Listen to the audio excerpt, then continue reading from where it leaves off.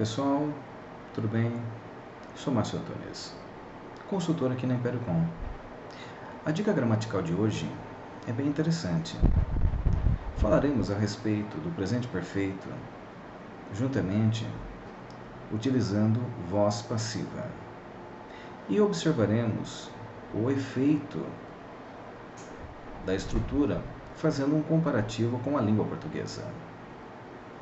One city has been destroyed by one earthquake. One city has been destroyed by one earthquake. Uma cidade foi destruída por um terremoto. Uma cidade foi destruída por um terremoto. Bom, façamos uma análise. A estrutura utilizada, has been destroyed, é presente perfeito composto e trabalha voz passiva.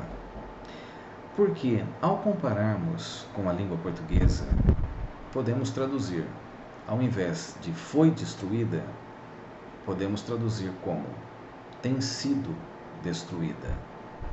Então, o interessante nesta estrutura é que, ao compararmos com a língua portuguesa, foi destruída é passado. Tem sido destruída parece que é algo que constantemente acontece. Olha que interessante. Porque se você traduzir como tem sido destruída, a impressão que passa é que constantemente acontecem terremotos. Ou seja, a cidade constantemente sofre abalos sísmicos. Bom, aí tudo depende do local, região, não tem como generalizar, mas para que possamos entender um pouquinho, a estrutura mostra o estado em que a cidade encontra-se após ter sofrido um abalo sísmico. Nós não estamos falando do terremoto em si, nós estamos falando do efeito e não do que provoca o efeito. Olha que interessante, porque nós estamos utilizando a voz passiva e não voz ativa. Porque voz ativa, o terremoto destruiu a cidade. Agora, nós estamos falando, a cidade, uma cidade foi destruída por um terremoto. Totalmente diferente. Então, a voz passiva, neste caso, explica o efeito do terremoto e não a ação provocada pelo terremoto. Olha que interessante isso.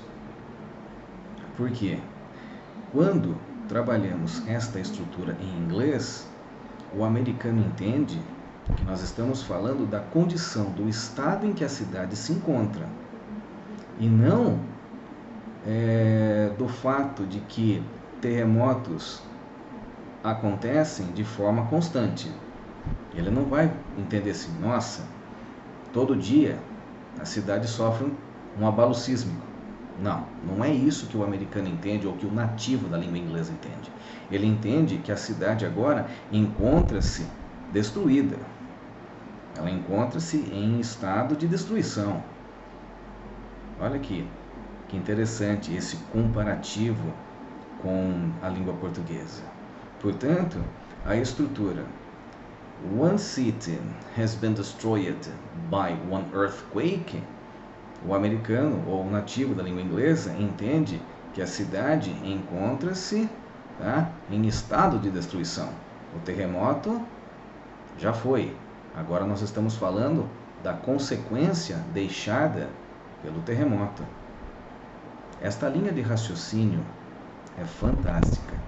Ajuda muito para aqueles que buscam fluência na língua inglesa.